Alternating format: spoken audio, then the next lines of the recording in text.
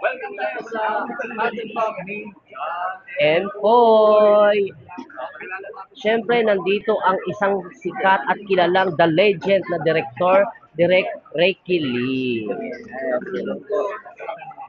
And good evening also and to all, di ba? Kasi iba-ibang mga lugar o bansa. Ayan, so syempre, nandito si Direk Ricky Lee. Ayan, so kino-congrats natin sila dahil sa maganda at maayos na pagbubukas ng Sinimalaya Film Festival. Ayan.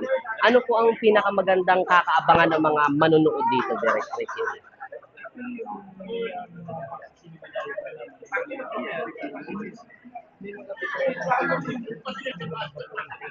Yeah.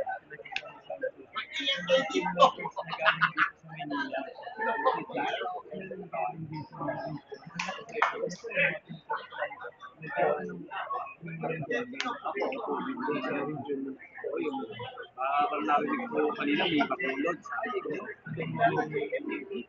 Yes.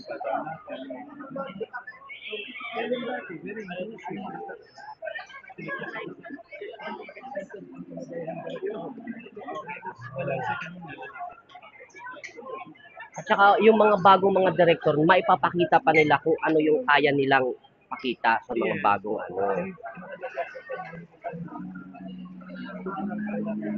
Yes.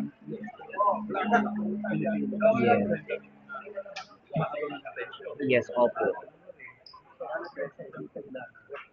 Kaya mas maganda po direct na tangkilikin talaga ang mga movie or mga kwento ng mga Pilipino talaga. Suportahan po natin ang mga young film directors. Grabe, ang dami na rin.